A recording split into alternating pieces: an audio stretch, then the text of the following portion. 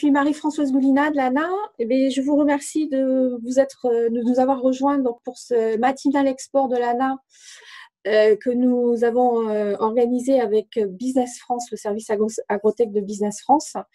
J'ai avec moi Pascal Thieffry, qui est la nouvelle directrice du département agroalimentaire, Bertrand Quevremont et Santiago Diaz, qui vont donc nous présenter où exporter en 2021. Ce que je vais vous demander, c'est de ne pas activer vos micros, s'il vous plaît, et de bien vouloir poser vos questions tout au long de la présentation.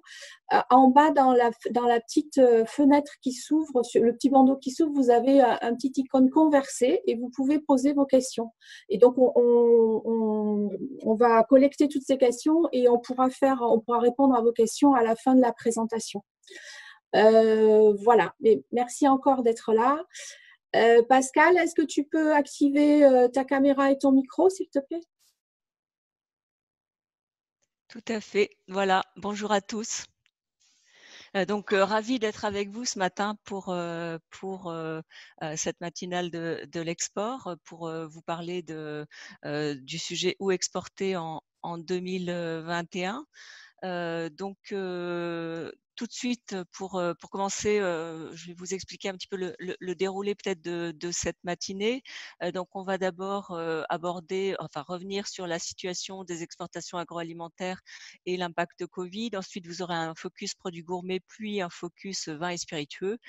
Et enfin, on terminera par une présentation, un rappel de la programmation export 2021 et des aides nationales et régionales à l'export. Alors, sans plus tarder, je vais commencer par vous faire un bref retour en arrière sur la situation des échanges agroalimentaires français et de l'impact Covid. Pour commencer, un bref rappel de la situation à fin 2019. Donc, fin 2019, on avait une situation des exportations agroalimentaires françaises très positive, avec un solde de la balance extérieure de 7,7 milliards d'euros positifs, en croissance de 15% par rapport à 2018, grâce notamment à une forte progression des exportations qui se sont élevées à 65 milliards d'euros en 2019, donc en progression de 3% par rapport à 2018. Ces bons résultats placent la France au 6e rang des exportateurs mondiaux de produits agroalimentaires, et ce solde positif représente 13%, donc représente un solde particulièrement important, et nos exportations agroalimentaires représentent 13% du total des exportations françaises. Si on regarde maintenant en détail par secteur de produits, on voit que les vins et spiritueux représentent 25% à peu près de nos exportations. À fin 2019, ils représentaient 15 milliards d'euros, en croissance de 6%, et donc avec un trend vraiment très très positif. Les produits agricoles de leur côté représentaient également 25% de nos exportations agroalimentaires, avec un total d'environ 16 milliards, également une hausse de 5% tirée par les exportations de céréales notamment. Et sur le secteur des produits des industries agroalimentaires, on était sur des exportations également en hausse, qui représentaient environ 33 milliards d'euros. Les principaux postes dans nos exportations agroalimentaires sont toujours dominés par le trio de tête, hein, donc les vins, les produits et les céréales, qui représentent donc nos principaux produits phares à l'export. Maintenant, par destination, on voit que la France, que dans nos principaux clients, l'Union européenne a toujours un poids très très important, hein, ça représente environ 62% de nos exportations. C'est notre principal débouché à l'export, même si on observe que la croissance est plutôt tirée par nos exportations vers le grand export. Ce qu'on peut remarquer dans le trio, dans le trio de tête, c'est que on a toujours cette prédominance de l'Allemagne et la Belgique, qui représentent quand même un volume important de nos exportations. Si on regarde les 5 premières destinations, on voit que les États-Unis en 2019 avaient dépassé l'Espagne. Et ces 5 premiers pays, États-Unis, Royaume-Uni, Italie, Belgique et Allemagne, représentent environ 50% de nos exportations. Si on regarde maintenant un petit peu ce qui se passe au niveau mondial, donc le slide suivant, on voit que certaines zones sont particulièrement importantes. Le slide suivant, s'il vous plaît. Donc, on voit que effectivement la croissance de nos exportations est fortement tirée par 2 zones. Enfin, c'était le cas jusqu'à fin 2019, la zone ALENA d'un côté et la Grande Chine de l'autre. Alors, je vous propose maintenant de regarder plus en détail l'impact Covid sur nos exportations et de regarder nos exportations sur les 8 premiers mois de l'année. Donc, on voit tout de suite dans le cercle qui présente donc la situation mois par mois sur les 8 premiers mois de l'année, qu'il y a eu effectivement sur le premier trimestre un impact Covid quand même assez important sur nos exportations, qui s'explique par différents facteurs, des difficultés logistiques pour acheminer nos exportations, des difficultés également liées à une baisse de la demande sur les marchés mondiaux et notamment sur les exportations dans le secteur du food service. Et cette baisse a affecté un petit peu tous les secteurs d'activité. Santiago aura l'occasion d'y revenir. Les vins et spiritueux ont été particulièrement impactés. Les produits agricoles ont été un petit peu moins grâce à toutes les commandes qui sont arrivées au premier trimestre, notamment dans les céréales pour sécuriser les approvisionnements agroalimentaires de certains pays qui ont à ce moment-là passé des commandes importantes pour assurer leur sécurité alimentaire. Et le secteur des produits transformés affiche une petite baisse, mais qui, elle, est très, très variée selon les secteurs. Et Bertrand aura l'occasion d'y revenir plus en détail dans sa présentation. Pour terminer, je vous propose de regarder maintenant sur l'impact au niveau géographique, donc le slide suivant. On voit par zone géographique que la zone Union européenne a été moins impactée par… si vous pouvez passer au slide suivant, s'il vous plaît. Merci beaucoup. Le slide suivant, s'il vous plaît. Excusez-moi, c'est parce que c'est bloqué et j'arrive pas à passer à la slide suivante. D'accord. Alors, je vais continuer quand même la présentation le temps que vous arriviez à débloquer. Donc, l'Union européenne… Merci beaucoup. L'Union européenne a moins souffert que les autres zones. Il y a eu un petit peu un resserrement effectivement de nos exportations sur l'Union européenne et on voit qu'au contraire, au grand export, on a une forte baisse de nos exportations, notamment sur la zone ASEAN où on est à moins 30%, on est à moins 15% sur la zone ALENA, la zone Proche-Moyen-Orient également. La zone Afrique du Nord, elle, a un petit peu moins souffert, mais c'est essentiellement dû à l'impact des exportations de céréales vers le Maghreb, notamment l'Algérie, qui ont été très, très importantes au cours des premiers mois de cette année. Voilà pour la présentation du cadre général des exportations et je vais passer maintenant la parole à Bertrand Quévremont qui va vous présenter plus en détail l'impact de la crise sanitaire et l'analyse sur les produits agroalimentaires. Merci Pascal, bonjour à toutes et à tous. Alors effectivement, je vais vous parler plus en détail de ce qu'a évoqué Pascal, mais concernant les produits alimentaires maintenant, et on fera un focus sur les produits gourmets. Donc les fondamentaux en 2019, la situation au niveau mondial, c'est en termes d'importation de produits alimentaires, la Chine et les États-Unis sont les deux moteurs de ces importations au niveau mondial à niveau quasiment égal, suivi par l'Allemagne qui est le premier pays en Europe au niveau de l'importation de produits alimentaires. En termes d'exportation, ce sont les États-Unis.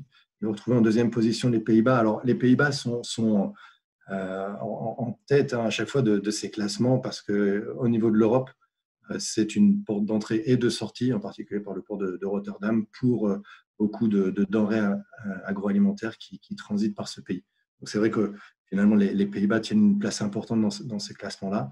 Donc en termes d'exportation, vous avez également le Brésil et l'Allemagne, qui est aussi donc, un gros exportateur de produits agroalimentaires. La Chine et la France vient en dernière position. Slide suivante. Alors, Pascal a évoqué le solde positif de notre balance commerciale agroalimentaire. Il est positif essentiellement grâce au vin. Si on regarde uniquement les produits alimentaires en tant que tels, en excluant les vins, là, elle est négative.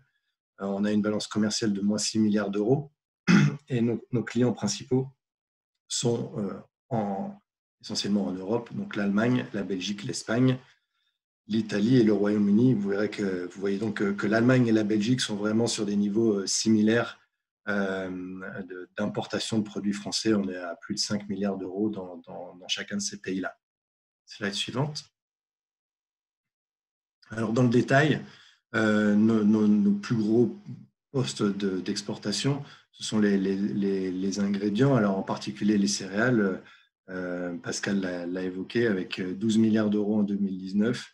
Et nos principaux clients pour ce qui concerne les ingrédients et les produits agroalimentaires intermédiaires sont la Belgique, l'Italie et l'Allemagne. Pour les produits laitiers, qui est un très gros poste d'exportation pour nous également, nos principaux clients sont également l'Europe. Au niveau mondial, ça représente la moitié de nos exportations, la Chine et les États-Unis. Les produits de la mer, pour 1,5 milliard d'euros, avec pour principaux clients l'Europe également, avec l'Italie, l'Espagne et la Belgique. La viande est un gros poste d'exportation pour nous aussi, avec plus de 3 milliards d'euros, vers l'Italie, l'Allemagne et la Chine. Alors la Chine en forte progression, avec une part de plus importante, en particulier en viande porcine, du fait de la peste porcine africaine qui touche ce pays.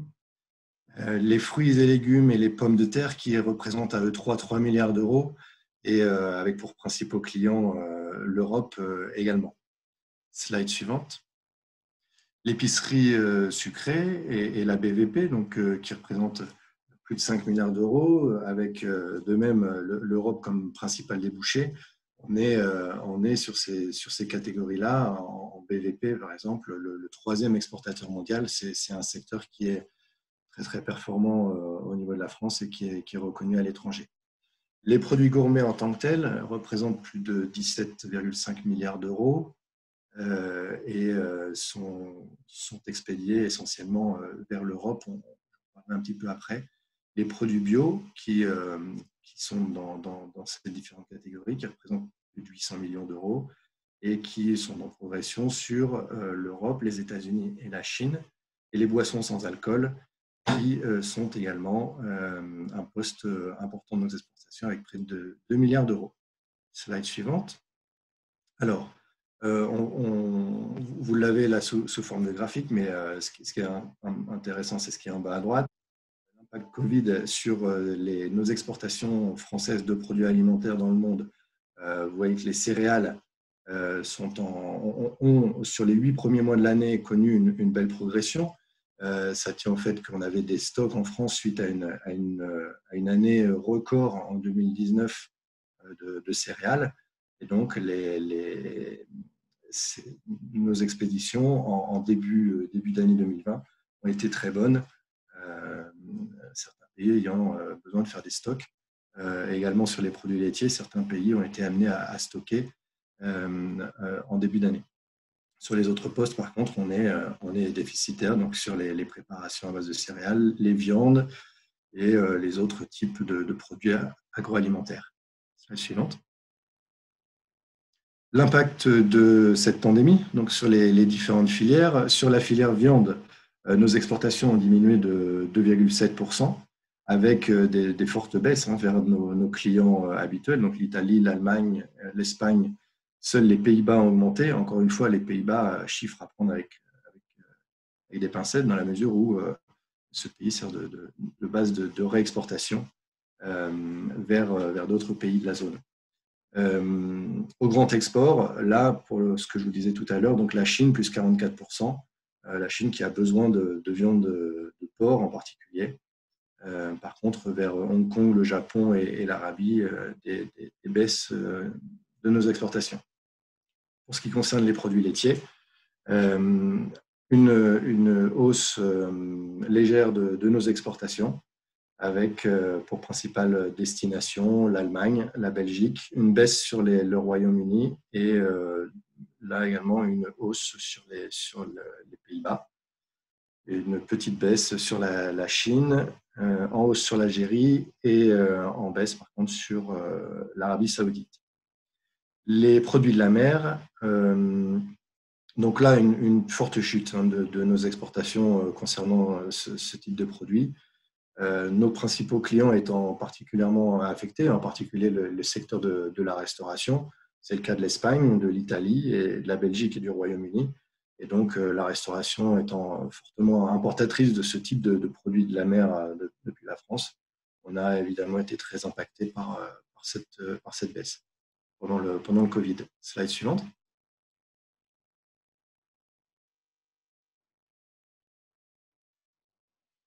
Encore un petit problème, désolé. Encore un petit blocage. Voilà.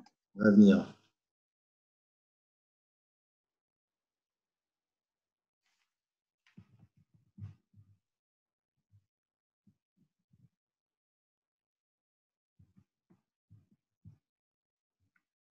Alors, en attendant, je vais quand même commenter les catégories suivantes. Donc, le secteur des céréales, j'en ai parlé. Lui a été donc le grand bénéficiaire de nos exportations en ce début d'année, donc sur les 8 premiers mois de l'année. Les exportations ont bien augmenté vers l'Espagne, par exemple. Par contre, elles ont diminué vers la Belgique et les Pays-Bas.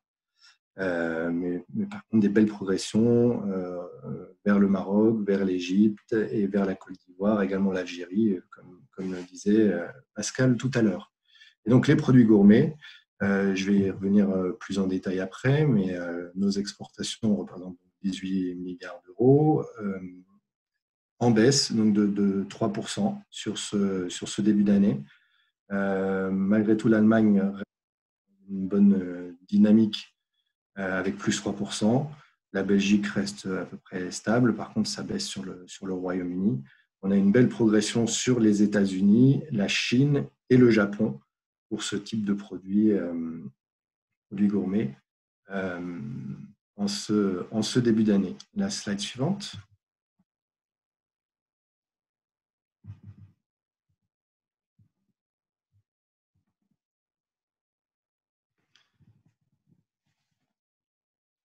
Donc pour ce qui concerne les produits gourmets, 70% de nos exportations se font à destination de l'Union européenne, avec dans la catégorie gourmet des produits qui concernent le secteur BVP, des produits sucrés, de snacking, la confiserie, les chocolats, aussi les boissons sans alcool, qui sont considérées comme étant des produits gourmets.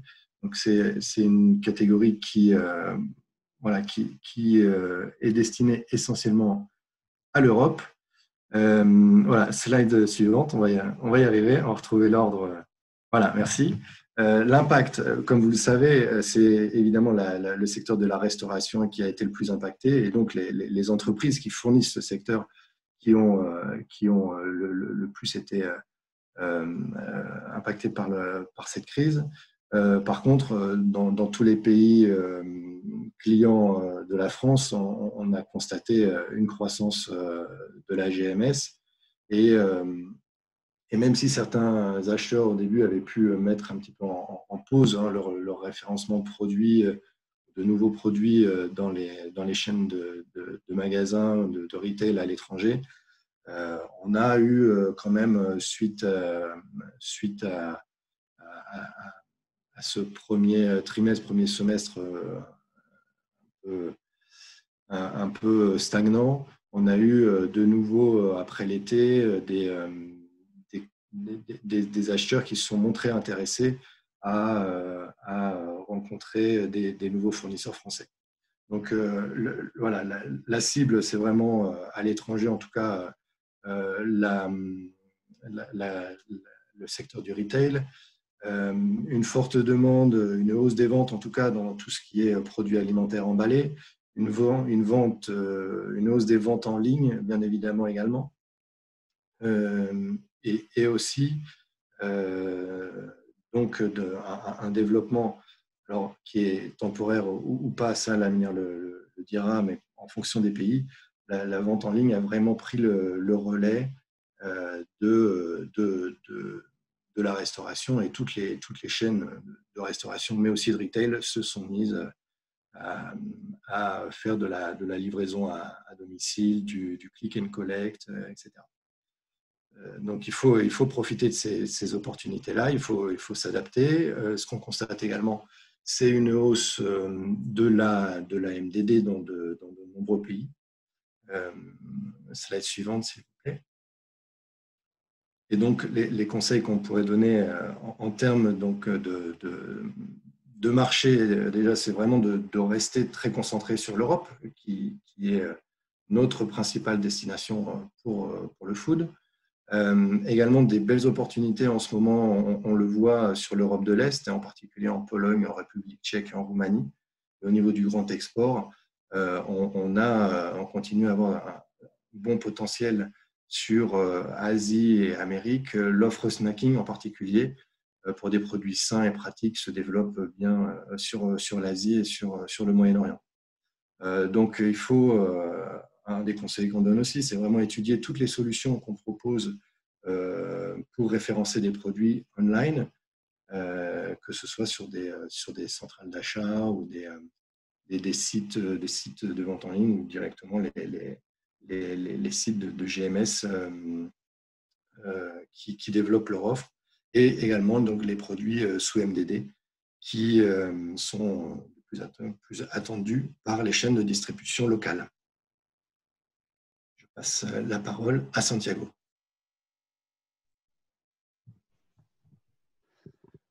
Merci Bertrand. Bonjour à toutes et à tous. Donc là, je vais faire une présentation donc, du marché des vins. On va commencer par la partie jusqu'à 2019, comment ça s'est passé, puis après on parlera de l'impact Covid sur le vin en général et spiritueux aussi. On a quelques éléments sur les bières et les cidres pour information. Je crois qu'il n'y a pas trop de producteurs de bières et cidres actuellement présents, mais si besoin, on pourra échanger à ce sujet-là. Et après, donc l'impact aussi sur vos produits en particulier. Donc, comme vous le savez, la France est quand même un pays de poids dans l'offre à l'international, mais je ne vais pas m'étaler sur les chiffres, mais regardez quand même que l'Italie connaît quand même une forte croissance de l'offre à l'international, et les Espagnols aussi, sauf en valeur. Et donc, les principaux marchés de destination restent quand même l'Allemagne en volume, mais les États-Unis ont quand même connu une très forte croissance jusqu'en 2019. Donc, la demande est très diversifiée dans le monde entier en matière de vin, et pas que français. Prochaine slide. Donc, la place de la France, quels sont nos clients? Ce qui est intéressant de savoir, donc effectivement, comme l'ont rappelé Pascal et Bertrand, c'est que la balance commerciale agroalimentaire est quand même portée par la filière vitivinicole, puisqu'elle a atteint 9 milliards d'euros de balance positive. Et de notre côté, à noter que le Canada, qui est quand même le 5e importateur mondial, n'est entre guillemets que le 9e client de la France, alors qu'on connaît de belles croissances sur ce pays. Donc à prendre en compte les marchés canadiens, en particulier les monopoles. Autre point important, c'est que le Japon est dans cette liste-là de nos principaux marchés, avec une très forte croissance de 12% presque, et qui est quand même porté par le Champagne, qui représente plus de 50% des expéditions de vin sur ce pays. Et la Belgique, pour une question de proximité. Pour ce qui est des États-Unis et du Royaume-Uni, on voit ici l'impact quand même fort jusqu'en fin 2019. Pour les États-Unis, une préparation donc, à la taxe Trump, on va l'appeler comme ça, et au Royaume-Uni, un surstockage, comme vous le savez bien, en préparation au Brexit. Prochaine. Donc voilà en résumé la croissance structurelle soutenue pour la filière jusqu'en 2019, tirée par Une croissance en ce qui concerne les vins qui est tirée par les vins de Loire, de Provence, de Rhône et du Languedoc-Roussillon, ainsi que la Bourgogne. Et pour les spiritueux, une importance, on va dire, écrasante de 4 gros opérateurs et sur quasiment un seul marché, les États-Unis, qui représentent 40% de la valeur. Pour ce qui est, en 2 mots, la bière, une légère baisse en 2019 parce que c'est un marché qui est fortement porté par le MDD, en particulier en Espagne, et c'est là où ça a baissé. Et le cidre qui se développe beaucoup aux États-Unis, mais sous une format de vente en vrac, non mousseux, pour réembouteillage sur place. Prochaine.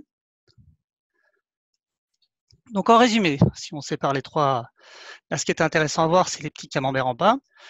Vous voyez qu'en matière pour les vins, c'est grosso modo une parité Union européenne, pays tiers. Donc ça, c'est intéressant actuellement en contexte de Covid, puisqu'on voit que c'est le marché européen qui repart le plus vite. Donc, importance de ne pas oublier le grand export, hein, évidemment, mais de bien travailler aussi l'Union européenne. On voit que Hong Kong a quand même fortement en matière de vin et la Chine. Bon, la Chine, c'est une baisse structurelle maintenant, on pense. Vous verrez les graphiques tout à l'heure. Donc, c'est une baisse structurelle, mais qui reste un marché très important et qui ne devrait pas, enfin, qui devrait quand même maintenir une importance très forte les années prochaines. Mais Hong Kong devient de moins en moins une plateforme de réexportation, mais un marché de consommation intérieure qui grandit. Donc à prendre en compte. Sur les spiritueux, bon, comme on disait, le cognac, mais aussi la vodka, qui sont travaillés par des grands groupes, sont plutôt des marchés qui sont destinés d'abord à l'international, à contrario des vins, qui sont beaucoup plus diversifiés. La bière, j'en ai parlé, mais donc la bière aussi est fortement dépendante du marché européen. Voilà, la prochaine. Donc ça, c'est juste un petit comparatif sur le vin, volume et valeur. Donc on voyait qu'il y avait presque une parité légèrement plus en valeur sur les pays tiers, mais une croissance de la partie Union européenne actuellement. Et en volume, par contre, on voit clairement que le marché est plutôt tiré sur du volume européen, avec une prépondérance en fait de l'Allemagne assez importante. Sur les spiritueux, je vous laisse les mêmes chiffres, mais là, bon, il n'y a pas trop de choses à vous dire, sauf que effectivement, le marché américain est très très important et que les plateformes de redistribution type Singapour également. Je reviendrai un petit peu plus tard sur des détails sur les spiritueux. Sur les bières et les cidres, je vous laisse juste à titre informatif, mais c'est pour reprendre l'information. S'il y a des questions à ce sujet, vous me dites. Et on peut passer directement à la prochaine. Donc là, qu'est-ce qui nous intéresse, c'est que bon, jusqu'en 2019, on voit quand même le champagne, par exemple, a connu une très forte valorisation, mais avec donc des volumes de stable suite aux limites de production, ce qui fait et une baisse de consommation sur le marché intérieur, ce qui fait que l'export pour le champagne est extrêmement important, mais fortement dépendant en fait de quelques groupes, puisque pas encore, voilà. Puisque 5 groupes représentent 55% des exportations et le premier groupe 21% des volumes. Rien qu'aux États-Unis, par exemple, les deux marques leaders représentent 70% du marché. En ce qui concerne Bordeaux, alors effectivement, il y a eu un Bordeaux bashing, on va l'appeler comme ça, je suis désolé, pendant un certain temps, mais on sent quand même que Bordeaux tarde un peu à se relever, avec une offre très peu différenciée et un moyen de gamme pléthorique. Sur 2 ou 3 autres régions importantes, la Bourgogne, bon, ils ont une demande qui est plus forte que l'offre, donc une spéculation régulière, en particulier dans certains marchés asiatiques. La Provence a connu une très forte croissance, des volumes en particulier en 2020, mais aussi une forte croissance aux États-Unis, qui participe en fait à la valorisation des vins français dans son ensemble. Quelque chose d'intéressant à savoir des retours des acheteurs dans le monde, quand on leur pose la question sur quel est pour eux en matière de vin français un bon rapport qualité-prix notoriété, et ben ils mettent en avant souvent le Languedoc-Roussillon, la Loire et Rhône-Sud. Prochaine. Les principaux marchés, on les retrouve ici jusqu'en 2019. Hein. Donc, sans surprise, que je vous avais dit, l'impact des préparations taxe Trump et Brexit ont marqué des croissances importantes sur ces deux pays, et la baisse en Chine de moins 13% qui deviendrait structurelle. Alors en 2020, là, les cartes sont rebattues, on en reparlera tout à l'heure, et on sent qu'il y a quand même une reprise beaucoup plus, enfin pas beaucoup plus rapide sur des marchés proches et une stabilité des marchés à monopole. Carte suivante. Sur les spiritueux, la même chose, donc dépendance du marché nord-américain avec une croissance importante. Mais à noter aussi que la Chine développe une diversification de sa demande en spiritueux avec de l'ultra premium, mais aussi maintenant aussi beaucoup de brandy. Et Singapour, bon, plateforme de réexpédition, on le sait, mais à noter qu'en Asie du Sud-Est, il y a comme il y a beaucoup de commerce transfrontalier en raison des droits de douane limités entre ces pays, il y a eu pas mal de demandes pour une consommation interne. Cependant, il y a de plus en plus de consommation locale liée au tourisme, donc on espère que le tourisme va reprendre, qui favoriserait la consommation de spiritueux sur place. La prochaine. Alors voilà, donc ça c'est un peu les typologies de produits. Ce qui est important à savoir, c'est que il y a 50% des volumes sont représentés par des AOC et ils représentent 80% de la valeur. Donc voilà la force de la France, c'est quand même, et en particulier de votre région, c'est la force des AOP.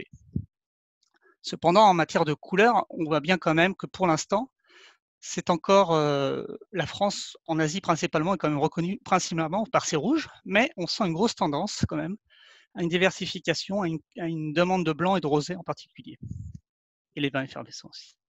Donc diversification, même si le rouge devient, reste prépondérant. Quelque chose d'intéressant à noter, c'est quand même les formats, avec une grande croissance de demande de diversification de formats. En particulier, par exemple, si vous allez voir au Royaume-Uni, c'est un bon exemple des tendances. On voit une demande de plus en plus sur des petits formats, canettes aussi, et ce n'est pas qu'aux États-Unis, mais au Royaume-Uni également. Et du bib, par exemple, en Suède, avec plus de 50% maintenant des achats sous format bib. Et le vrac a eu un gros développement, mais tiré en fait par une demande en particulier des vins de Provence sur le marché américain pour contourner les taxes Trump.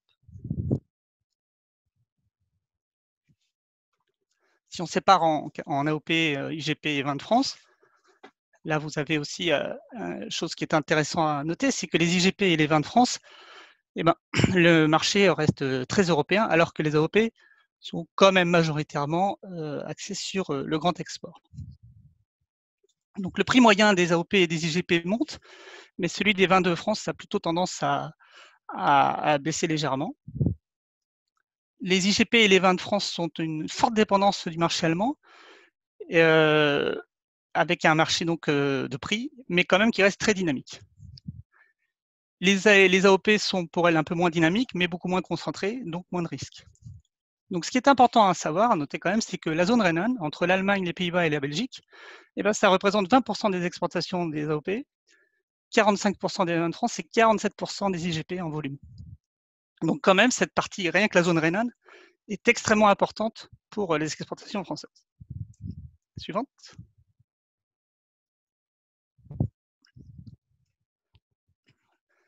Ça, rapidement, pour que vous voyez, en histogramme, c'est la part des exportations en volume, en valeur, pardon, et la courbe, c'est en volume. Donc on voit que la tendance était quand même à une baisse de la part de l'Union européenne. Elle reste, cependant, on note quand même une reprise de l'importance de l'Union européenne, mais peut-être pas que liée au Covid, à développer. Donc ça voudrait peut-être dire un rééquilibrage, mais cependant la croissance plus forte en volume qu'en valeur indique quand même une pression sur les prix en matière de vin tranquille en Europe. Prochaine. En matière donc d'effervescent, on vous montre là la différence entre total effervescent après champagne et autres mousseux.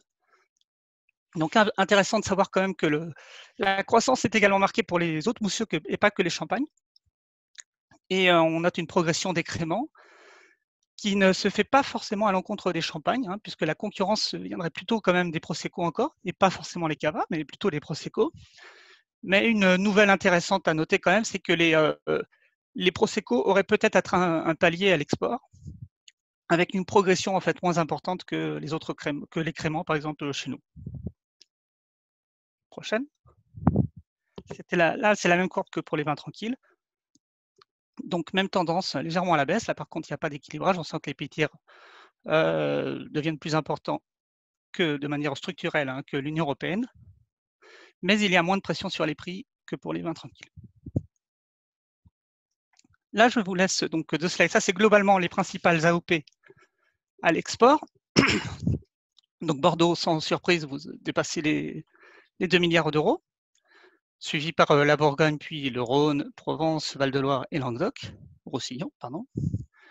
Alors, sur Bordeaux, effectivement, le point positif, c'est que c'est des marchés très diversifiés. Alors, vous avez les volumes en Chine encore, hein. Ça peut être donc un facteur de risque, mais la valeur est quand même fortement présente à Hong Kong encore et en Suisse, et une grosse croissance sur les marchés anglo-saxons. Donc, en fait, c'est un marché assez diversifié, donc potentiellement avec des risques mesurés. La Bourgogne, par contre, bon, bénéficie d'une demande très importante, mais de marchés spéculatifs qui peuvent être importants. La prochaine. Donc là, c'est un détail sur la zone en Nouvelle-Aquitaine.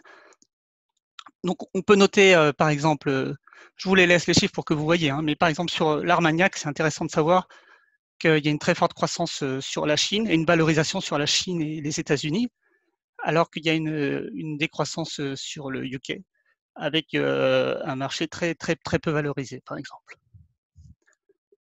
Sur le sud-ouest, par exemple, les volumes sont sur plutôt la Belgique et le Royaume-Uni, mais la valorisation qui augmente en Chine et aux États-Unis et au Canada. La prochaine. Donc maintenant, on va passer sur l'impact Covid.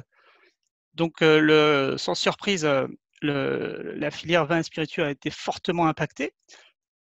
Elle était déjà très fragilisée avant la crise, avec un ralentissement en Chine, avec le Brexit, avec les taxes Trump. Et le Covid n'a fait qu'empirer les choses, on le sait bien. En particulier parce que le secteur des vins, plutôt que les spiritueux, est très dépendant du CHR. Et les perturbations de marché ont été très importantes dans ce secteur-là. Pour les spiritueux, l'impact est un peu plus lié à la baisse du duty-free et au monde de la nuit, qui a en gros disparu. Donc l'impact est fort dans ce secteur-là. Cependant, les perspectives ne sont pas forcément négatives. Alors, il faut prendre avec des pincettes également, hein, parce que vous pouvez voir aujourd'hui l'article du président du CIVB sur Vitisphère qui indique très bien l'impact des taxes sur les vins australiens en Chine. Donc, est-ce que c'est une opportunité à étudier? Mais en tout cas, effectivement, les choses bougent. Et il faut s'intéresser donc à cette concurrence des vins australiens au niveau mondial, puisqu'ils ne peuvent pas pendant quelques mois rentrer en Chine. L'opportunité pour les vins chiliens de rentrer un peu plus fortement sur la Chine. Mais pour autant, les entreprises bordelaises en particulier qui ont déjà une activité sur place, il faut la maintenir, il faut la développer. Donc la Chine, il y a peut-être encore des choses à faire et à étudier. Les élections de Joe Biden sont quand même un signe positif pour une potentielle levée des taxes à moyen terme, on va dire, mais pas tout à fait à court terme. Par contre, sur le Royaume-Uni, c'est encore le smog sur l'accord en cours de négociation. Mais cependant, là aussi, je vous invite à voir également l'article qui est paru aujourd'hui, également dans Vitisphère, de notre collègue Pauline Gauthier, qui explique un peu l'évolution du marché des vins au Royaume-Uni. Et que, en fait, ça va passer sur un pays tiers. Mais pour autant, le marché restera très important et il ne devrait pas y avoir une augmentation des taxes importante. Le sujet, c'est plutôt le surstockage qui est actuellement. Prochaine. Donc, les exportations à 9 mois sur 10 ans, on voit que la crise a eu un impact, par exemple en été, mais que cet effet conjoncturel du Covid ne fait en fait, affaiblit des marchés qui sont déjà affaiblis. On voit très clairement la courbe en vert obscure de la Chine. C'est vraiment une montagne importante, avec une baisse de moins 40% en volume et moins 15%, je crois, en valeur. Mais une résilience en fait du marché européen, alors que c'est des marchés matures, où les ventes normalement s'érodent petit à petit, mais avec une reprise de ces marchés. Donc, c'est des placements qu'on pourrait indiquer de placements non risqués à maintenir. Le seul Pays-Bas, comme pour le food, le seul pays qui a connu une croissance en volume et en valeur, c'est les Pays-Bas, mais très peu pour la région Nouvelle-Aquitaine. Ça a été plutôt bénéfique pour d'autres régions. Et le Canada s'en sort bien, avec une baisse juste de 1% en valeur et une augmentation de 4% en volume. Suivante. Ça, c'est la vision donc le global des vins, donc, qui ont baissé en 7,5% en volume et 17% en valeur. On voit qu'il y a une polarisation en fait de l'offre et de la demande, avec le très haut de gamme et une entrée de gamme qui progresse, puisqu'en fait 90% de la population mondiale maintenant achète plutôt ses vins en GMS et des marques qu'elle connaît ou voilà, plutôt une orientation de marque. Et à la marge, les connaisseurs qui ne vont plus trop au restaurant continuent à se faire plaisir, et un peu plus même, et donc vont acheter des vins haut de gamme pour leur consommation à domicile. Donc le grand perdant, c'est le moyen de gamme. Et c'est là où il faut être vigilant sur le besoin de diversifier ses offres et d'avoir une lisibilité claire de son offre. Voilà. Ça, c'est pour que vous voyez, mais je vais faire très vite, c'est juste l'impact mois par mois. Si on voit que en fait, il y a un lissage en matière d'export, puisque la crise Covid saute de continent en continent, ce qui fait qu'actuellement, par exemple, l'Asie reprend, mais l'Amérique connaît un très fort impact. Donc, il est très important en fait de ne pas mettre ses œufs dans le même panier, chose qu'a priori vous faites plutôt bien. Et donc ça, c'est très très important de pouvoir maintenir des clients dans toutes les zones et dans tous les pays, mais aussi de pouvoir proposer des catégories de produits différents et différenciés. Chose qui est souvent critiquée, par exemple, aux appellations bordelaises. L'Europe a connu donc une baisse de 0,8% en volume et de presque moins 10% en valeur, alors que le grand export a connu une baisse de 16% en volume et de 22% en valeur. Donc l'importance de maintenir son activité en Union européenne. Prochaine.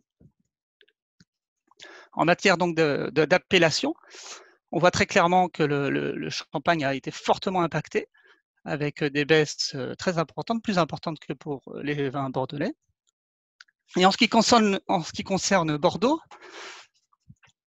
donc la bonne nouvelle malgré tout, c'est qu'il y a une tendance à moins dépendre des importations chinoises et à continuer des activités plutôt positives sur, en particulier, les États-Unis. Et à noter que sur 5 ans, les exportations vers la Chine ont diminué de 25% en volume, alors qu'elles ont augmenté de 10% aux États-Unis sur la même période.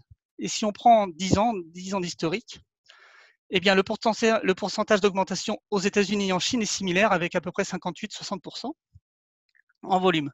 Cependant, la valorisation est bien plus importante aux États-Unis, mais il faut le nuancer, parce que en ce qui concerne les volumes sont 2 fois plus importants en Chine qu'aux États-Unis. Donc l'importance d'avoir des offres diversifiées et variées selon les zones d'exportation.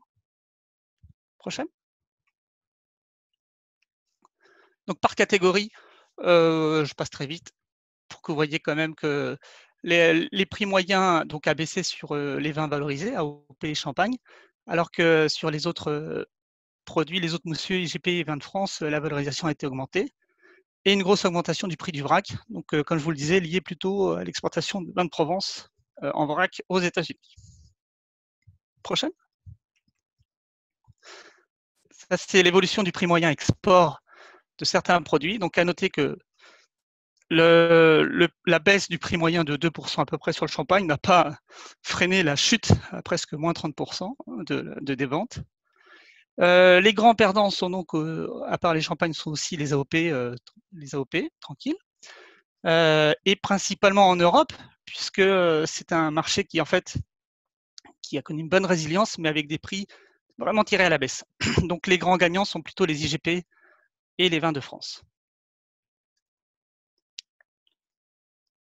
Voilà. En ce qui concerne les produits de la Nouvelle-Aquitaine en particulier, donc à noter que pour les vins de Bordeaux, donc la baisse des exportations est plus forte que pour les AOC en général, puisque c'est moins 9 contre moins 5%, alors que les baisses au grand export sont du même ordre que pour l'ensemble des AOC, avec moins 13%. Et à noter que donc Bordeaux n'a pas réussi à augmenter ses ventes d'exportation vers l'Union européenne à l'été, puisqu'elle a connu une baisse malgré tout de 2% en volume, alors que les AOC en général en Europe ont augmenté de 7%.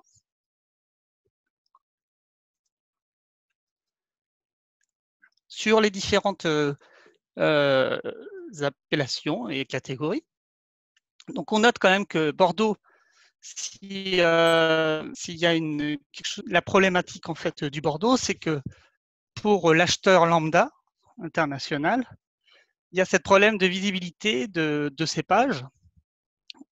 C'est pas forcément évident de savoir quel cépage, dans quel, etc. Une visibilité compliquée des marques et de signes d'identification. Souvent, un château est un château. Donc, un consommateur lambda, on va dire, a du mal à s'y retrouver dans l'offre bordelaise. L'image change effectivement, mais il y a encore du travail à faire sur cette différenciation et sur la lisibilité de l'offre dans votre région. Surtout actuellement, dans l'impact de cette crise Covid qui frappe durement le milieu de gamme. Donc, on sent une polarisation de la demande qui peut être impactante dans votre région. Et alors que la demande au niveau global augmente pour les vins blancs et les vins rosés, Bordeaux ne semble pas vraiment tirer son épingle du jeu dans ces deux catégories. Et l'autre point de vigilance, c'est quand même, on sent la forte augmentation de la demande en ce qui concerne le low alcool ou moins alcoolisé. Et là, ça ne semble pas très favorable pour les vins bordelais. Prochaine. Sur les destinations, l'évolution en 2020, sur les 9 mois, la Chine continue sa chute, à moins 27%. Les deux seuls pays qui ont connu une augmentation en volume, mais pas en valeur, aucun n'a connu d'augmentation en valeur, mais pour l'ensemble de Bordeaux. Les seuls qui ont connu une augmentation en volume sont le Royaume-Uni, peut-être pour l'effet de stockage, et le Japon avec plus de %. Donc c'est intéressant de savoir.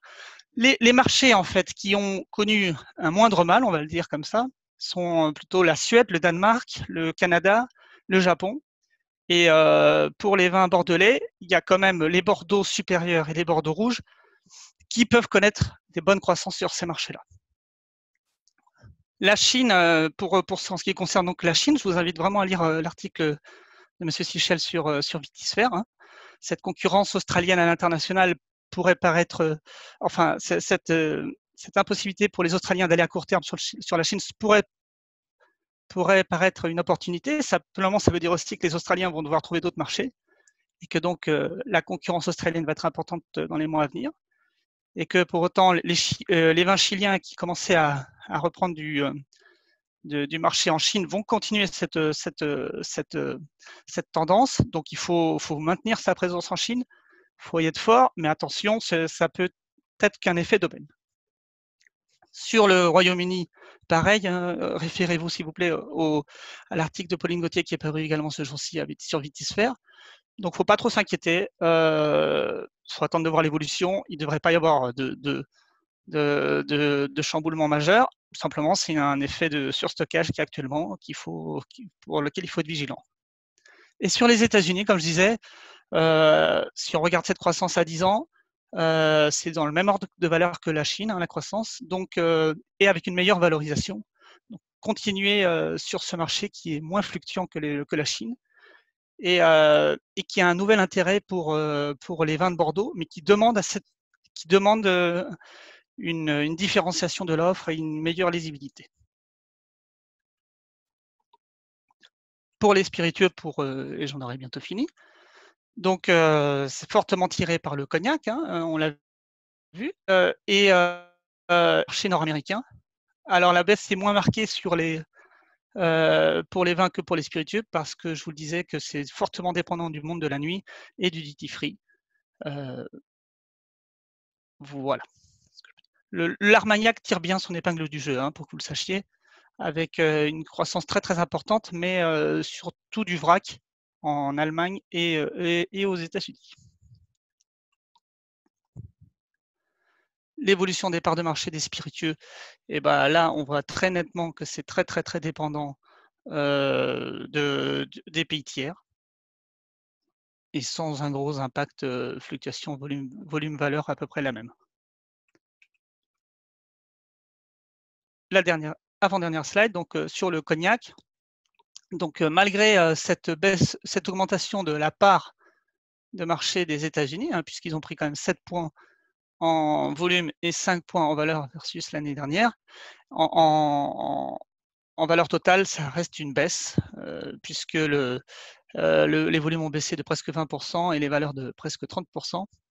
Et rien que sur les États-Unis pour le cognac, les volumes ont diminué de 9% presque et 21% en valeur.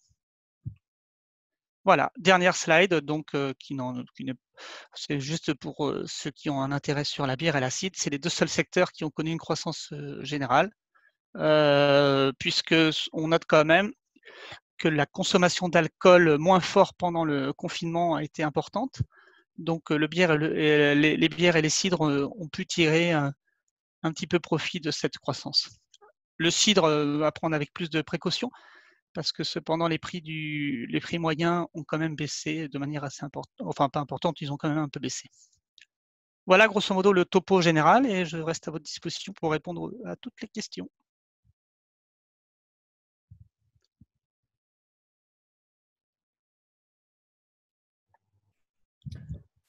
Pascal, qui c'est qui commente le programme France Export?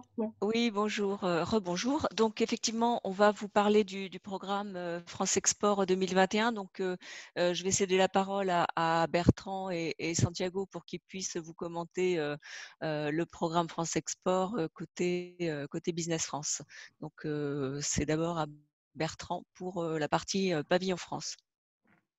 Effectivement, merci Pascal. Donc, tout d'abord, une vision sur la programmation de 2021, pardon, pour les gros salons, sachant que c'est un programme qui est mouvant dans la mesure où on a soit des reports, soit des annulations de salons, soit des transformations en format hybride. Alors, dans le secteur des fruits et légumes, on a les deux principaux salons, Fruit Logistica et Fruit Attraction. Fruit Logistica qui a été décalé au mois de mai. Pour l'instant, Gulf Food est maintenu. Biophare, lui, passe en version digitale. Et donc, on va proposer une offre pour se positionner sur ce salon qui est format digital. Natural Expo West, pour l'instant, est maintenu. L'ISM, par contre, lui, est annulé. Les PLMA sont maintenus pour l'instant. Anuga, à ce jour, est toujours programmé. Le Winter Fancy Food Show aux États-Unis est annulé. Le Summer, par contre, pour l'instant, est maintenu. Et ensuite, on a encore des incertitudes donc, sur le Foodex au Japon. Prodexpo Russie est annulé. Slide suivante, s'il vous plaît. Encore la suivante, oui. Alors, concernant la programmation en B2B, je ne vais pas détailler tout l'agenda, mais on a donc diversifié les formats d'opération qui se retrouvent en fait dans les différentes zones et qui sont relayés par l'ANA. Alors, simplement, juste pour parler des formats, on a les business meetings qui sont en fait des sessions de mise en relation qui peuvent être donc, soit en digital, soit en présentiel. Donc là, de la mise en relation directe avec des acheteurs étrangers. Les food experience qui correspondent en fait aux présentations de produits qu'on fait dans les pays, avec autour de ces animations-là, de ces présentations, des animations culinaires et des rendez-vous avec la presse, les influenceurs, etc. Et on a une showroom, ce sont des catalogues en fait qui référencent l'offre française sur un secteur ciblé et qui sont présentés à des acheteurs locaux hein, sur des marchés, sur des pays ou sur des zones. Les Business Expeditions, donc là, ce sont des préparations à de nouveaux marchés à l'export pour les entreprises avec une phase de coaching et des tests de produits auprès des professionnels locaux. Et les French Days, les French Tours, ce sont en local des visites de points de vente, des présentations de marché et des rendez-vous d'affaires avec des acheteurs locaux. Alors, voilà, vous avez le détail dans notre agenda hein, qui est téléchargeable sur notre site internet et comme je disais, qui est aussi relayé par l'ANA. Slide suivante, s'il vous plaît. Simplement, donc, vous voyez qu'il y en a pour tous les goûts et sur toutes les destinations. Au niveau du pôle études aussi que nous avons en interne au sein du service produits alimentaires, une possibilité de prioriser vos marchés en fonction de vos produits, en fonction de vos cibles. Et ce sont vraiment des services qu'il faut mobiliser quand vous avez une incertitude sur vraiment les pays à prioriser pour vos produits et pour votre entreprise. Slide suivante. Juste un petit mot sur les sessions de webinaire que nous organisons de nouveau donc sur la première partie de 2021. Donc, on aura un premier cycle de avec des webinaires qui sont très ciblés d'un point de vue aussi géographique. Toutes les grandes fédérations ont été interrogées pour pouvoir concevoir ce programme de webinaire. Et vous voyez par exemple que la FICT, donc la Fédération française de la charcuterie, nous encourage à faire un webinaire ciblé sur la zone ASEAN. On aura avec Interfel également des interventions donc, sur la filière fruits et légumes pour le Royaume-Uni et la zone PMO, Proche-Moyen-Orient. L'impact du Brexit sur l'export de produits alimentaires, donc ça concernera tous les exportateurs que vous êtes. Les défis et les opportunités dans le secteur de la boulangerie et pâtisserie sur l'Espagne, les États-Unis, le Canada, donc ça c'est en partenariat avec la Fédération de la boulangerie. Sur la pomme de terre, sur donc les tendances de consommation en Espagne, en Italie, et sur la zone éco avec le CNIPT, donc l'interprofession de la pomme de terre, et les produits laitiers qui seront abordés sur l'Asie de l'Est, pardon, donc Chine et Japon, avec IDEL. Ne manquez pas ces rendez-vous-là qui sont des bonnes sources d'informations. Je cède la parole à Santiago.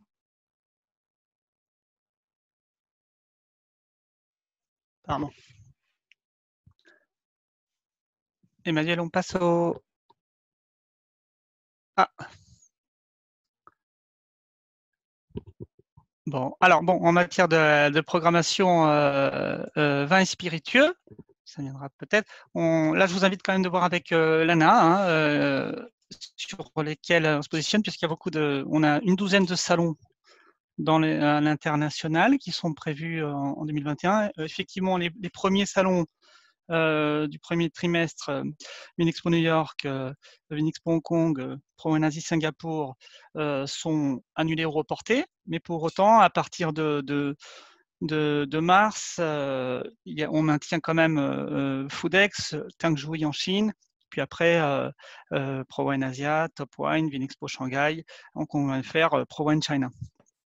En matière d'opérations B2B type Test in France, là aussi, je vous invite à voir, on a un programme très large d'activités, on a à peu près 35 actions dans tous les continents. Donc, on a mis en place un site internet qui est www.export-vin au pluriel-spiritueux au pluriel.fr ou .com. Et là, vous avez accès à tout l'agenda des opérations, y compris celles dans lesquelles vous pouvez participer de manière collective au travers de l'ANA. Voilà pour la partie programmation. Je laisse la suite à Emmanuel. ou Marie-Françoise, pardon. Oui, je vais justement, je vais continuer sur la programmation de l'ANA pour l'année 2021 et comme ça, on va pouvoir reprendre en direct tous les salons vins et spiritueux dont tu as parlé. Donc, pour les salons professionnels, pour ce qui est de... Si tu peux avancer, Emmanuel, s'il te plaît. Voilà.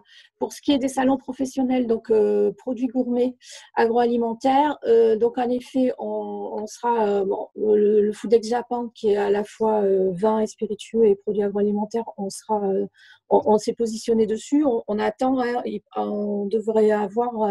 Vous nous avez dit que Business France qu'on aurait des infos des organisateurs en début d'année 2021. Nous, on avait programmé l'année dernière le Tavola de Courtrai en Belgique, qui est un petit Syrah donc sur la zone Belgique-Pays-Bas. Et donc, ils l'ont maintenu pour l'instant. Donc, pour l'instant, on le maintient. Et à chaque fois, vous voyez que c'est quand on a des aides donc, du programme régional export, on a noté dessus. On sera présent sur le Syrah, donc qui a été repoussé à fin mai, début juin. On a aussi donc ciblé donc le Summer Fancy Food Show à New York en espérant qu'il aura lieu. Et donc on sera présent aussi donc sur le Seafood Expo Global qui pour la première fois cette année en 2021 sera à Barcelone. Il a quitté Bruxelles, donc il était programmé au mois d'avril et il est programmé pour l'instant en septembre pour l'instant. Ensuite pour ce qui est donc des rencontres d'acheteurs. Voilà. Alors, on continue sur les salons professionnels. Donc, c'est l'année de la Nougat, donc on espère que tout ira bien. On a remis au programme Food Attraction Madrid qu'on n'a pas pu faire cette année en 2020 parce qu'il est passé entièrement en digital. On espère aussi pouvoir refaire le seafood à Singapour. Et puis, on sera présent comme tous les ans donc sur le Food Hotel China. Et on a remis à notre programme un salon, on a fait pour la première fois en 2019 le salon de l'agriculture de la Côte d'Ivoire et on espère pouvoir y revenir donc en 2021. Pour ce qui est ensuite des rencontres d'acheteurs, donc on est en négociation donc avec Karstadt, le groupe Karstadt pour faire donc ce sera en digital des rendez-vous online, peut-être du sourcing pour les acheteurs. Donc ça, c'est quelque chose à confirmer. On refera, c'est l'année pour nous des Sud-Ouest Food Meetings, notre convention d'affaires food qu'on faisait donc avec la réception d'acheteurs. Je pense que cette année, on va la proposer en hybride, c'est-à-dire moitié présentiel, moitié en digital. Notre festival des vins en Chine, sur lequel on amène aussi des produits gourmets. Et puis toute l'année, on relaye, comme l'a dit Bertrand, les business meetings, les Vendra et les online showrooms de Business France, sur lequel la région Nouvelle-Aquitaine met une aide. Donc, on les accompagne aussi financièrement. Voilà. Ensuite, pour ce qui est donc des salons, tout ce qui est vin et spiritueux, donc le Food Extopio, on sera donc Provine maintient ses dates avec donc un salon sur 5 jours du 19 au 23 mars. Donc, on sera là-dessus, on sera donc toujours sur Provine. Et sur ce salon, il y a une aide régionale vis-à-vis du plan export avec une aide sur le prix du stand à 30%. Donc, on programme aussi Tanjoui, on sera présent sur Tanjoui. On programme aussi Provine Hong Kong. Et Top Point Pékin. Et c'est sur Top Point Pékin que ça a bougé, hein, que l'aide PRE sera sur le Top Point Pékin. On sera donc sur Wine Paris, donc aussi avec une aide régionale par rapport au plan de relance à 30%. On a reprogrammé Vin Expo Shanghai. On a fait pour la première fois cette année le China International Import Expo à Shanghai, sur laquelle on a eu un bon retour à la fois de notoriété et de présence, enfin, avec pas mal d'entreprises vins. Donc, on espère pouvoir le refaire en 2021. Et comme tous les ans, on sera présent sur la Hong Kong Wine Fair et sur le Pro Wine Shanghai. Pareil, ensuite, tout ce qui est sur les rencontres d'acheteurs, on a programmé, nous, donc des rencontres d'acheteurs en digital, notamment sur la Chine et l'Asie, donc sur le premier trimestre 2021. On essaiera de faire la même chose, on verra tout à l'heure aussi sur les États-Unis. Donc ça, c'est une nouvelle formule qu'on va proposer, c'est-à-dire qu'on va travailler avec un partenaire qui propose de réunir les acheteurs dans un grand hôtel et on aura envoyé avant des échantillons et donc il y aura des sommeliers qui, à chaque rendez-vous, proposeront les bons vins. Voilà. Donc ça, on va circulariser ça. On propose aussi des online meetings vins et spiritueux Amérique du Nord. C'est la suite donc d'une action qu'on avait réalisée pour la première fois en 2019. On avait accueilli des acheteurs d'Amérique du Nord et on devait amener donc des producteurs sur le marché américain en 2020, ce qu'on n'a pas pu faire. Et donc, on le fait en 2021 et donc c'est programmé en avril. Donc, on a mis à notre programme aussi le off de Chengdu, parce qu'il est toujours très couru. Et donc, la Testing France qui suit après, c'est celle de Wuhan-Canton. Voilà. Et donc, comme pour les produits gourmets, on est toujours en négociation donc, sur un vendra Karstadt pour sourcer des produits de la région Nouvelle-Aquitaine. Et par la suite, voilà, je vous parlais donc d'une Tasty Wine en digital, donc peut-être sur les États-Unis. Et donc le Festival des vins en Chine qu'on espère pouvoir reprendre, puisque donc, cette année, au mois de novembre, pour la première fois depuis 10 ans, on n'a pas pu faire le festival avec donc, le concours de la Chambre d'agriculture de Gironde et du concours des vins de Bordeaux. Et puis toute l'année, on relaye en effet les business meetings et les online showrooms qui ont trait au vin spiritueux, donc avec Business France. Et donc, il ne faut pas oublier que toutes les Testing France du programme Business France sont relayées sont reliés aussi par la région Nouvelle-Aquitaine et avec une prise en charge sur le programme régional export. Voilà, et je vais juste rapidement conclure avant de pouvoir répondre aux questions qui sont posées pour rappeler les aides export qui existent à la fois au niveau national et régional. Donc pour tout ce qui est les aides régionales, donc si tu veux bien avancer. Ah, voilà. Donc, la programmation régionale export de la région Nouvelle-Aquitaine sur 2021, donc ce qu'on appelle le PRE. Donc, il y a 34 manifestations IA et vins spiritueux qui sont sur ce programme-là. Donc, vous pouvez retrouver ce programme-là à la fois donc, avec nous interroger l'ANA, mais interroger aussi Team France, puisque donc il y a des manifestations qui relèvent à la fois de l'ANA et de Team France Export Nouvelle-Aquitaine. Et donc, vous avez le site, voilà, teamfrance-export.fr/Nouvelle-Aquitaine avec un tiret entre Nouvelle et Aquitaine. Donc, voilà. Ensuite, donc, il y a, si tu peux avancer, voilà, il y avait 2 dispositifs de crise qui ont été mis en place aussi pour des accompagnements individuels donc à l'export, priorisation des marchés export et prospection à distance. Donc là, il faut vous rapprocher donc soit de votre conseiller Team France Export, soit vous avez aussi le contact de Carole Goudouli. Les aides d'accompagnement individuel qui sont donc Pass Export, Cap International et Talent Export sont toujours d'actualité et ça vous le retrouvez sur le site de la région Nouvelle-Aquitaine. Pour ce qui est ensuite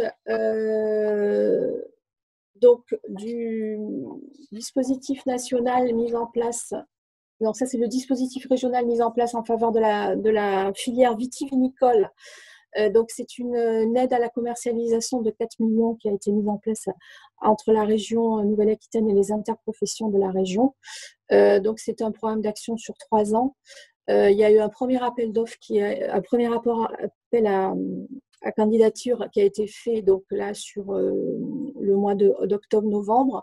Le second appel sera fait sur le courant du premier trimestre 2021. Et donc là, vous avez donc un mail, donc c'est plan commercialisation 20@nouvelle-aquitaine.fr. Voilà. Et en ce qui concerne le plan de relance au niveau national, donc c'est les 15 000 chèques export, chèques relance qui ont été mis en place donc sur 2020 et 2021. Donc avec 4 chèques maximum par entreprise, 2 sur des opérations collectives, 2 sur des opérations individuelles. Et donc là, vous avez aussi donc un mail et pour un contact. Et donc, le mail, c'est chèque de relance export@businessfrance.fr. Mais vous pouvez retrouver toutes ces informations donc, sur le site teamfrance-export.fr. Voilà. On est un petit peu désolé, mais nos slides, elles ont un peu bougé. Et ensuite, ne pas oublier l'assurance prospection. Qui amène un apport en trésorerie et une assurance contre le risque d'échec de prospection. Et là, c'est contact avec bpifrance.fr. Et vous avez aussi un mail de contact, c'est assurance-export@bpifrance.fr. Voilà. Excusez-nous parce que c'est un problème de diffusion là, de format d'écran, mais le diaporama que vous recevrez n'aura pas ce problème de différentes cases qui ont bougé. Il sera mieux lisible. Voilà, j'ai très rapidement. Donc, ce qui est intéressant, c'est surtout de pouvoir répondre à vos questions. Et donc, il y avait une première question qui était, ça c'est pour Santiago, pour une première expérience export dans le marché du vin, quel pays conseillez-vous ? Merci, bonne question. Effectivement, c'est le monde est grand. Alors, je ne recommanderais pas d'aller au grand export tout de suite. Donc, pas la Chine, pas les États-Unis. C'est des marchés où il faut connaître bien l'export. Peut-être se concentrer sur l'Europe. Et en Europe, les bons marchés test restent quand même le Royaume-Uni, où c'est important. C'est là où on suit les tendances, on voit vraiment comment les produits peuvent être appréciés. Donc, Royaume-Uni peut être une bonne option. Et après, selon les spécificités en fait, de chacun, si on est dans le bio, les pays nordiques sont intéressants aussi.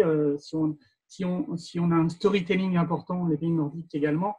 Voilà, tout dépend un peu de l'offre qu'on a à faire, mais il faut se préparer. L'important, c'est qu'il faut se préparer, pouvoir avoir une offre différenciée, structurée, et avoir des bases donc, solides dès le départ pour pouvoir se lancer à l'export. Merci. Autre question à laquelle tu pourras répondre aussi, Santiago, c'est ProWine Asia Singapour, annulé ou reporté ? En tout cas, il ne se fera pas en 2021, donc ça sera en 2022. Donc on considère ça une annulation en 2021 et on reprend sur des années tous les 2 ans année paire. Ça, c'est une question pour Bertrand ou Santiago. Pouvez-vous nous expliquer en quoi consistent les online showrooms ? Bertrand, tu veux répondre ? Oui, je peux répondre. Les online showrooms, en fait, c'est une vitrine en ligne qui est réalisée en fait comme un catalogue en ligne qui est constitué donc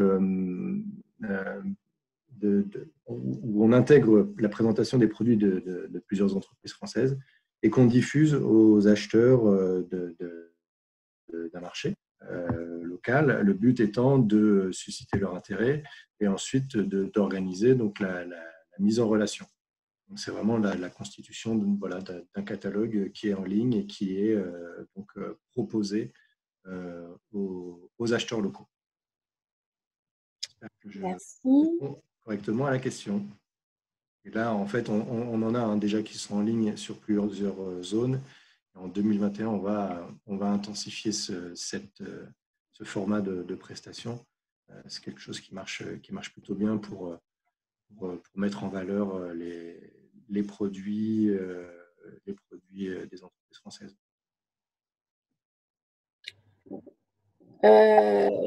Donc, en effet, oui, le PowerPoint qu'on vient de vous passer, on va vous l'envoyer sous format PDF, donc vous l'aurez tous. Hein, donc, vous allez retrouver tous ces chiffres et tous les programmes dont on a parlé.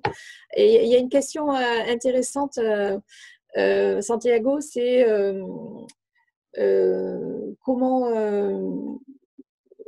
pensez-vous que Provine Düsseldorf sera bien maintenu comme annoncé? Alors ça, c'est la question compliquée. C'est la grande question, effectivement, tout peut changer. Hein.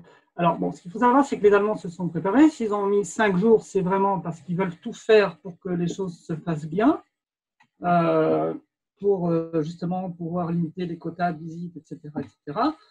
Après, tout dépend des retours des landers et de leur positionnement par rapport à l'évolution du Covid. Donc, on n'est pas à l'abri, effectivement, que aujourd'hui, demain, après-demain, cette semaine, il y ait des nouvelles instructions. Ça peut être un report, ça peut être une élection, on ne sait pas. Pour l'instant, ils sont très orientés à le maintenir sur donc 5 jours au lieu de 3 pour pouvoir faire l'opération dans des bonnes conditions.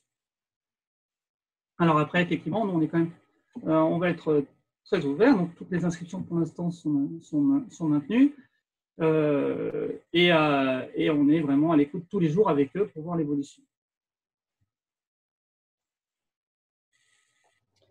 Ok. Ensuite, on parle beaucoup de vente en direct à la grande distribution allemande. Comment s'y préparer? Prix, offre, je serai à Provine si tout va bien avec un nouveau produit craft spiritueux. Le craft est très intéressant. Effectivement, il y a pas mal de...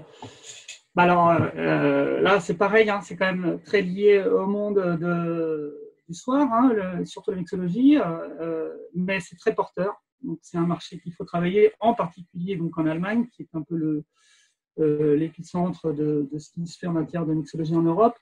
Donc, oui, c'est le bon endroit pour être. C'est un bon endroit. Il y a aussi la convention à Berlin. Mais Provine prend de l'ampleur par rapport à l'attractivité du craft. Et le marché du craft est en croissance puisqu'il y a cette demande de nouveaux produits de mixologie. Donc très intéressant.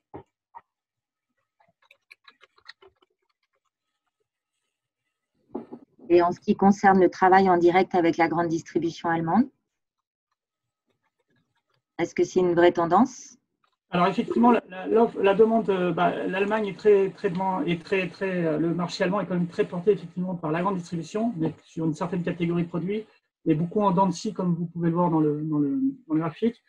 Donc là, par contre, c'est un marché avec forte pression sur les prix. Voilà. Donc, si vous êtes en mesure d'y répondre, oui, c'est un marché très porteur, mais c'est un marché très difficile dans lequel il faut avoir une prix agressive et d'accompagnement marketing et commercial assez poussé. On a une question à propos de la Chine. Les propos sur le rebond de la Chine pour l'achat des vins de Bordeaux semblent modérés. Pas d'espoir de revenir rapidement à un niveau que nous avons connu précédemment. Alors, non, si, soyons... la Chine reste un très grand marché qui se diversifie effectivement.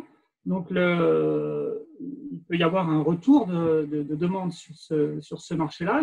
Si vous y êtes, il faut maintenir pression, il faut maintenir les actions. Il y a donc une diversification. Il faut faire attention à comment se développe l'offre australienne et chilienne, par exemple, et donc pouvoir adapter son offre sur différentes catégories de produits, puisque ça devient un marché chaque fois plus mature, quoi. Donc non, on pense qu'à terme quand même, on espère, hein, mais on espère que la demande sur les vins de Bordeaux se maintiendra. Peut-être pas ce qu'elle a été, mais si tout le monde y met les moyens et que le marché reste en croissance, quoi. Donc, les exportations devraient pouvoir suivre à un moment donné. Par contre, c'est peut-être pas un marché maintenant. Il est peut-être trop tard pour un Bordelais d'y aller s'il n'a pas déjà été. Ou alors, il faut avoir une offre très différenciée et très avec une visibilité forte et des produits qui peuvent être impactants, notamment pour les ventes en ligne, des visuels qui rappellent quelque chose à l'acheteur sans qu'il ait à se dire de quel château il s'agit, par exemple. On a une question sur l'aide régionale du plan de commercialisation. Il avait été annoncé un nouvel appel d'offres courant novembre. Le délai de réponse du premier appel étant assez court, vous aviez communiqué qu'il fallait mieux attendre le prochain appel pour répondre avec un plan bien précis. Apparemment, c'est repoussé. Pouvez-vous nous donner une date plus précise? Nous avions prévu un plan à partir du début de janvier, donc cela modifie notre programme. Alors, avant de faire le webinaire, là, moi, j'ai appelé le service donc, qui s'occupe le service agriculture, qui s'occupe de ce plan de relance commercialisation. Donc, ils n'ont pas de date, c'est-à-dire qu'ils ont le premier appel a été fait donc, et a été mis en place. Et donc, ils se sont aperçus qu'il y avait des choses à modifier, des choses. Donc, ils vont refaire les fiches donc, sur lesquelles vous allez avoir à candidater. Ils vont remettre en place les critères, etc. Et ils ne m'ont pas donné de date. Et c'est vraiment, on m'a dit, premier trimestre 2021. Mais vous inquiétez pas, vous pouvez déjà commencer à votre plan à partir de début janvier et le présenter.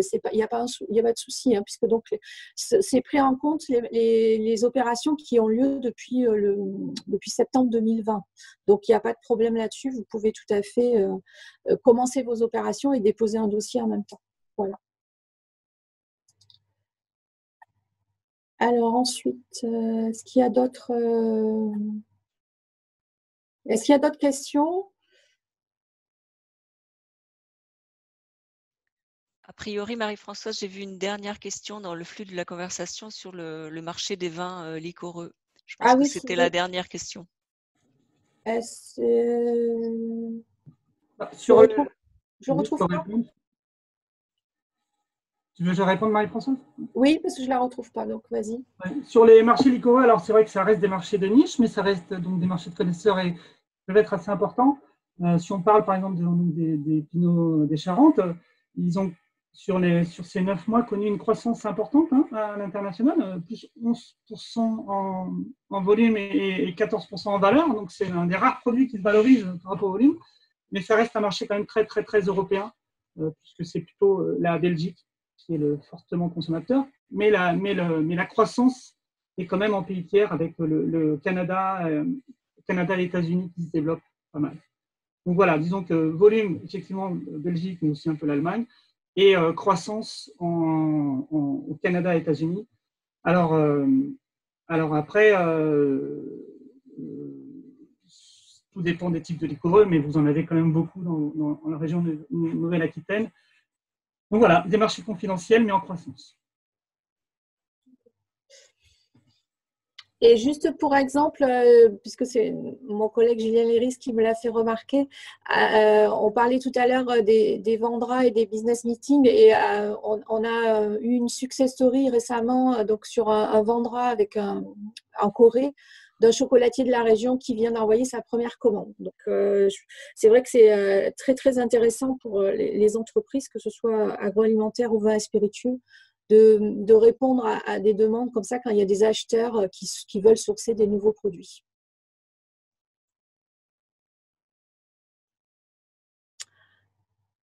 Est-ce qu'il y a d'autres questions?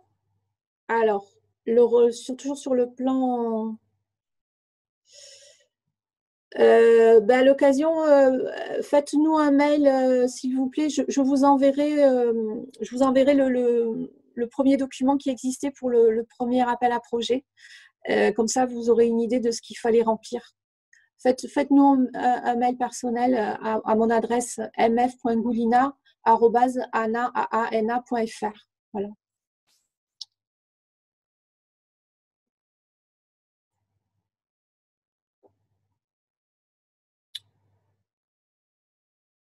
Voilà, écoutez, s'il n'y a pas d'autres questions, de toute façon, comme vous allez recevoir le PDF de la présentation, vous avez tous les contacts dessus.